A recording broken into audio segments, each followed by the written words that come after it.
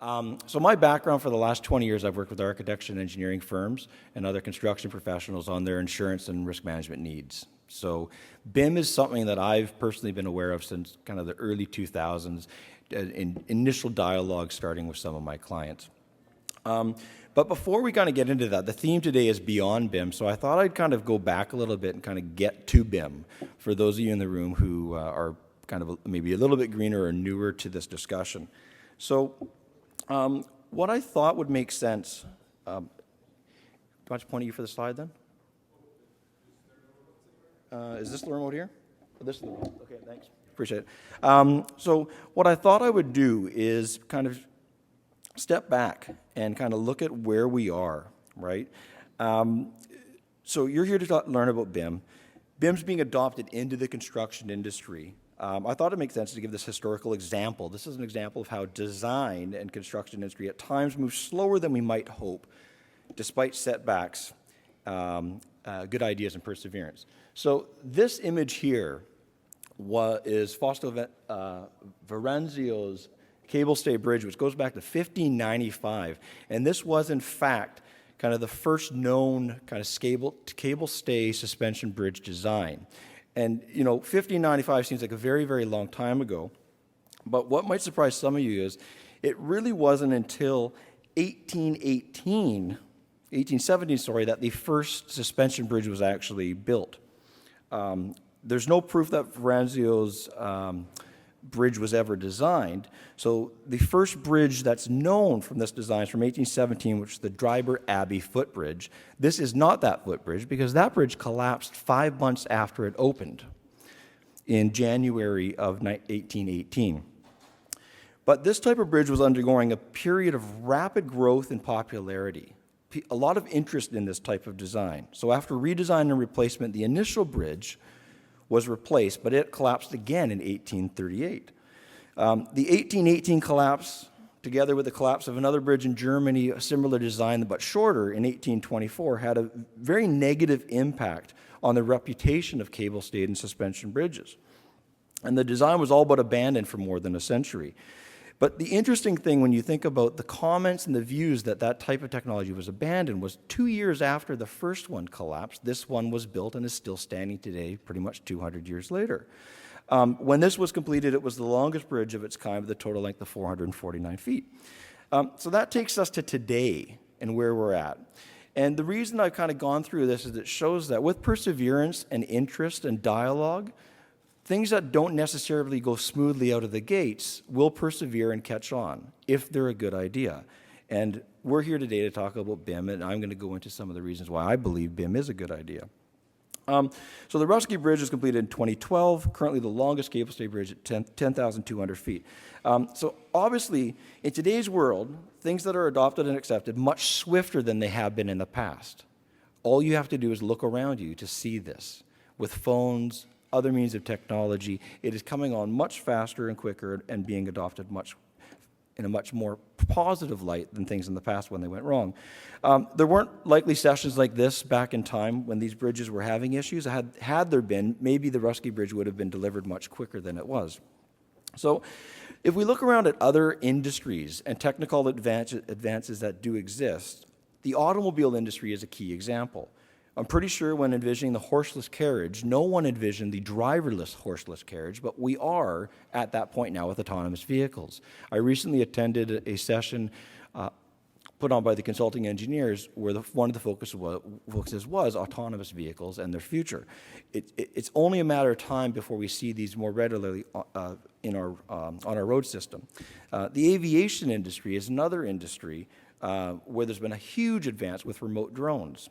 So the reason I kind of point those out as key ones is both the aviation and automobile industry have something that the construction industry has severely lacked from its origins, and that's collaboration. And collaboration is truly what BIM is all about. These industries have adopted a much stronger vein of collaboration that basically has assisted them to move along in very significant ways, faster and in better ways than the construction industry has. And therein lies one of the stumbling blocks of the adoption of BIM. As it relates to what I do for my clients, right, the key issue is that collaboration and how it works. I'm sure there's a lot of consultants in the room, and you don't need to put your hands up, but if you've had experience with a claim, a professional liability claim being advanced against you on a project, you'll know what I'm talking about. The first thing that people do, people being lawyers, we still have to refer to them as people, is the fact that they look to point blame, to assign blame. And that's what our contracts historically have done, is they look to assign blame when there's a problem and you need to deal with your issue. Well, that doesn't really work in a collaborative environment. In a collaborative environment, there's a problem, it needs to be addressed. But unfortunately, my industry is very slow to react. We're a very reactionary industry, and the policies just aren't structured to properly deal with it. At this point in time, collaboration is not addressed and embraced by many of the insurance policies out there. I have a specific clause that I've introduced to some of my policies that deals with it on kind of a mitigation of loss basis. But the simple fact is, it's not the way that our industry is currently set up. And unfortunately, we're not going to get there anytime soon. Effectively, as early as 2002, when I first started seeing BIM, I saw numerous newsletters and posts and articles and things that were being shared where people that were quote-unquote industry leaders in the insurance and risk business, as well as the legal community, were talking about specific policy language to deal with BIM. They said, we won't be surprised to see in a matter of time specific language to address and deal with BIM. They didn't go into any specifics. They weren't even really focusing on the collaborative aspect of it. They were just saying, hey, this is new. With new, usually there's problems. We're going to get out in front of it. Well, fast forward to today, and I can tell you that pretty much no insurer onto their own steam has introduced any specific language that I'm aware of to deal with BIM and kind of related liabilities. Interestingly, within my policy wording for a lot of my clients, we actually have a clause that specifically addresses and deals with it. But it's actually a hangover from when CAD was introduced. As recently as 10 years ago, I questioned the validity of why are we still including this computer services clause? CAD's like the norm. Everyone uses CAD now. And the simple fact is we left it in the policies, so now, in theory, we have a clause that affirms coverage for BIM, because it specifically states that computer services, as used in performance of your professional services, are services that are covered under the policy. But that being said, the majority of the main insurers out there for consulting firms do not include any specific language. So the interesting thing for me is that our past in CAD coming into it, and just to be clear, I wasn't around when CAD was introduced into your guys' work world, but there was a couple of brokers and insurers out there that said, well, maybe we need to specifically address and deal with that. Well, we're now here probably a good 15 years into BIM, and collectively the insurance industry isn't stepping forward and trying to deal with that. So effectively, I picked the slide for a reason. You can kind of Google this image and you'll see lots of different versions, and in a lot of them the present is just a rectangle. It doesn't have the arrow, it doesn't have the point. And the reason that I think this slide best represents where we are today is that if you are staying in the present and you're making that choice, most of you are here, so you're not making that choice, but for the people that are making the choice to stay in the present, you're actually moving further away from the future. You're not staying where you are in your comfort little area that you've always done and doing things the way you have. You're actually moving further away from where we would be in the future. And that's an important distinction to be aware of. So the past is drafting. This is kind of what studios used to look like. You had the lead-stained callous fingers, drafting tables, stools. Everyone was having fun working together. And that was pretty much how things were done for a very, very, very long time. We moved forward into the era of CAD, and so early 1980s CAD was introduced. From all of my clients that have been around, CAD was this revolutionary idea. It took a while for some older people in the industry to get their heads around and embrace the fact that this was the way they were going to work moving forward. But the fact is, it came in, and we're now 30 plus years into the use of CAD. There's been many, many revisions from the start, and things have changed a lot. But they haven't changed in some ways, because it is still the same work that you're doing. You're still working, delivering your drawings. You're just using computers to assist you in doing that. So that takes us to BIM and kind of where we are here today and what we're here to talk about. And for me, when I talk about BIM to people in my industry, which, to be candid, there's not a lot of interest, there's not a lot of people focusing on this and discussing it. One of the things that I try to communicate to them, in my view, is, to me, the building aspect of building information modeling is not necessarily the noun building, but the verb. And we are seeing more and more interest in civil projects and other projects other than buildings, looking at using the use of BIM. So, the name itself, the acronym, kind of takes people down that path of just really focusing on buildings, but there's so many more applications that the technology can be used for. So, the next aspect of BIM, and it will be talked about in some respects today probably, is kind of BIM with integrated project delivery. And that's where we're really getting into true collaboration. That's where we're getting to, if I'm wrong, someone yell at me, but kind of BIM level 3 is kind of one of the terms that I've heard a lot, which is kind of much more collaborative approach, looking at a project, engaging all stakeholders and contractors, trade contractors, and everyone that's coming in. But the issue with that, taking that step, is the liability and is the risks, and what does it look like to firms. There's documents and addendums that have been created by industry groups that effectively affirm that contributions to a model done by contractors and trade contractors don't constitute professional services. I haven't talked to anyone on those committees, but my view of that, and the reason those have been pushed through, is in general liability policies that contractors carry, there are specific exclusions for professional services.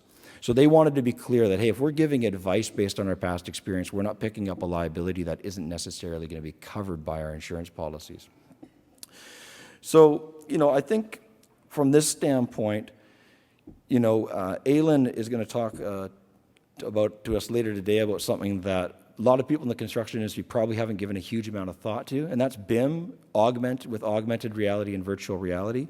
And I've done some research into this, and I've obviously talked to clients about it in the past, and I think this is kind of an amazing next step application for BIM, because what it really is going to allow building owners and designers and tenants and end users to do is to experience their projects before and during construction in completely new ways. Whether it's to help them decide on the placement of the building on the site specifically, what would it look like over here? There's you could have asked for renderings before, but this is a much more manipulable way of, well, what if we moved it over X, and if we get the city to agree to that, et cetera, et cetera. Or whether it's actually specific details as far as location of a reception desk, signature staircase, something like that. What would it look like if we moved it over 25 feet? You can stand there with your tablet and kind of move the marker over and see what your reception space or lobby of the building would end up looking like. So I think this technology and this adaptation and use of BIM will one day be commonplace, and it's going to completely change how our buildings are designed as well as our cities are built. So seeing as many of you in the room are more educated and familiar with BIM than me, I won't stand up here and try to explain the technology, but I will explain to you kind of in my role advising people in an industry that isn't that plugged in, how I typically explain it. So there will sadly be some people in this room that don't know what that is. That makes me feel old, but the fact is, that's a library card. And the way that the libraries used to work before technology came into libraries was you'd sign out your book. And when you returned the book, the librarian would take it and put it to the side. And then at some point, their assistant would go through, oh, there's a page ripped, and oh, Jeff was the last guy to take that book out. And they'd come to your classroom and knock on your door and say, did you damage this book? You usually said no, in which case I think they just taped it up and they moved on. But this is a simple kind of way of explaining the BIM model and different people contributing to the model in different ways to kind of a complete layman that has no idea what you're talking about. Because when you talk about multiple parties contributing to the same model at the same time, in kind of relatively real time, it's a bit of a shift away from the old school drawings where you got to wait for the courier to drop off, or now you can get it emailed through, but there's the mechanical changes, let's integrate it into what we're looking at. So this is kind of, for not tech-savvy people, this is a real easy way of kind of explaining it, and it usually kind of registers with them, right? Keep in mind, when that technology was used in libraries, microfiche was the most advanced aspect of technology in the library system. So, but now let's talk about BIM and what changes. or what doesn't change, I guess. You know, the key thing is, if properly implemented, I believe that BIM doesn't shift risks. I'm not a lawyer, my dad is, that doesn't make me one, I have to be clear in saying that. But for me, if you properly implement BIM and you take the steps and measures that a lot of different organizations like CanBIM recommend, it doesn't really shift the risks. The design is still being done by licensed design professionals. The contractor is still responsible for construction means, methods, and all that stuff, right? It doesn't really shift. But it can be used to help reduce risks, right? So it may result in reduced risks to all project participants. And the key in that, one of the number one things for me from a risk standpoint is the clash detection aspect, right? We've all seen and heard of projects where there's been issues.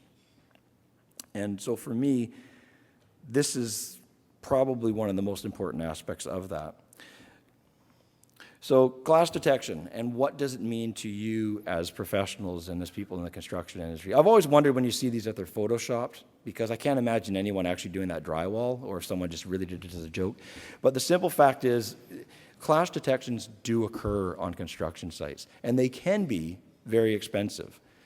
For example, a problem like that detected during the design process benefits absolutely everybody. I've actually had a claim where a similar situation occurred that cost about $480,000 to fix, and there's some delays to the project. Luckily, our clients weren't on the hook for the delays. Everyone kind of said, that's okay, let's be friendly about it, but they did have to get new steel in. It was a wrong size I-beam had been spec'd as the building went up, which meant that the ceiling height was reduced below what the leaseholder required as part of their lease. So, you know, the collaboration aspect of BIM and the sharing of information and sharing of the model, clash detection, these are things that I think could significantly reduce the risks to project participants. But, you know, I think one thing that a lot of people haven't given a lot of thought to when they think about BIM is the fact that prefabrication is made much easier with the use of BIM, right? Actually, I'm sorry, I've actually got a slide missing, so I'm actually going to jump back here. I do apologize. So I believe the benefits of BIM are obvious to those who embrace the technology. For those who are not quite there, I believe they're interested is only a matter of time before they fully understand them. From my discussions, I feel that the top 4 benefits are enhanced and improved design process, which obviously comes into the clash detection and collaboration aspect, greater transparency, insight, and clarity for clients on how their building actually works and will work, improved asset management. This goes into the life cycle management that Scott mentioned, as well as renovations and maintenance for the future. And these are aspects that historically, when you look at the transmission of construction drawings to the owner at the completion of a project, you basically were losing value. They were losing value as the building owners. All the money they'd spent on the consultants, all the effort that the consultants had put into the design of the project, that effectively started evaporating at substantial completion, schedules signed, here's your drawings, that's pretty much what was built, have a nice day. So if you fast forward 12, 15 years, you want to do an extension or a renovation, yeah, you could work with the same consultant team, and yeah, there's probably some benefits there if the people involved in the project initially are still around. But for the most part, a lot of that knowledge has just kind of started evaporating off as time went by. And then risk mitigation. So risk mitigation, a clear example of that is, again, the clash detection provided by BIM, right? Like me, many insurers that are out there hope that the advantages of that BIM can deliver, combined with increased collaboration between all parties, will result in reduced risks to construction projects and less claims. But this is completely dependent on issues being addressed up front, as I said. At a minimum, contracts need to address these important items: logistics, design control, roles, processes, ownership of model, and use of model. Those are things that need to be agreed up front. Obviously, there could be some fluidity to use of model, and that's something that I think the different addendums that are out there for construction contracts allow for. A few underwriters who I've spoken with have visions of a future nirvana where they basically can't see projects delivered without using BIM, but at a much lower risk. Some still view it as high risk because it is a newer technology. some believe that BIM has the potential to blur traditional responsibilities. That makes risk allocation more difficult. I've had several discussions with various parties around the topic of advice and guidance, providing the contract by the contractor into the model. The industry's taken that role on. One of the number of areas I have concerns for is the completed model is the long-term basis of life cycle management and maintenance. The fact remains that the new Limitation Act in BC, which is 15 years, the start date for this limitation period is unclear at this point, and that won't be addressed until the first claim on the new act comes through on June 1st, 2028. That being said, does the work on model post-completion reset that clock? And that's one thing that the legal industry can't really address and deal with. So I'm looking at the time, and I am running long as I normally do. So I'm going to kind of look at the prefabrication aspect of what BIM can do for you. So on the ground there are it's a glulam frame of a project called Treat in Bergen, Norway that I toured. That is actually an apartment module, prefabricated apartment module. That's one of them being lifted into place. So this building is basically Lego if you talk to the developer. Elevator shaft made out of CLT, 15 stories, 3 5-story sections. This was lifted into place in the time that a site visitor from the States was basically lacing up his boots. And that's the finished kitchen. So you can see, and I'm sure that Lucas Epp's going to be talking about this in his talk, the ability for projects to be delivered in a much more fluid basis using prefab and modular construction is significant. And BIM assists in that process. It assists you in designing the components. It assists you in erection at site and installation on site. We've got pods. The first time I saw one of these was actually on a hotel project in the UK when it was under construction. Completely ready to drop into place bathroom pods. There's also kitchen pods and other kind of wet areas. It's a good design concept for wet areas because what you can do is encapsulate and deal with the water. Ceiling racks, hospital projects, this has become a common thing, and obviously the technical aspect of building these and installing them on site, if you weren't using BIM, I think would be nearly impossible. I'm sure it could be done, but it is certainly made a lot simpler with the use of BIM as a technology. So really quick, there's time savings obviously that come in for owners of buildings, and there's also, with that comes reduced risks on site as far as the way projects go together. The installation and kind of erection on site is much faster than traditional construction, so you've got less time for issues to arise. So the legal perspective. I'm not a lawyer, but I do work quite closely with the legal perspective. This is just the best thought I could do to find something that showed lawyers being excited. But for them, it's all about how do we deal with this the right way. Contracts is a very important aspect of these discussions, right? And to do a contract right, it ain't you, it's a lawyer. I hate to say it, but they do serve some purpose at times.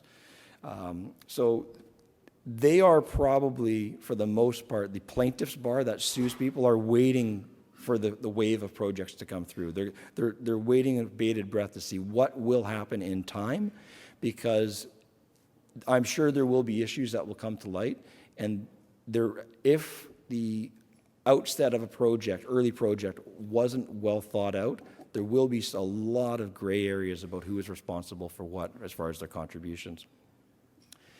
We've all heard and seen different sayings. BIM is CAD, BIM is not CAD, obviously. Thanks for stating the obvious. I'm not sure I follow the second one, but I've seen it once or twice pop up. The third one is the one that's important to me. I truly believe BIM is not about technology. It is truly about collaboration and discussions and just a different way of doing things. And, a big part of that is sharing of information and knowledge, which I think CAMBIM is doing a great job with sessions like this to try to get people's thinking about things a bit further. This is a tweet. I'm not sure if anyone's in the room seen this. I think Liam regretted tweeting this, and the account was deleted shortly after. But I kind of shared this simply because when I saw it on a blog, I just thought it was hilarious in today's world that someone would, I'm assuming this is relatively recent, but that someone would take this approach. It clearly shows a naive view of the future, because I genuinely believe that if people aren't embracing and taking the time, that there is going to be a lot of issues in the future. So I guess in just kind of wrapping up, remember that setting goals that are too high, that there's a risk you will fail to achieve them. Like, that's just an important thing that people need to be mindful of. Discuss with your team how you see BIM becoming part of your practice and when.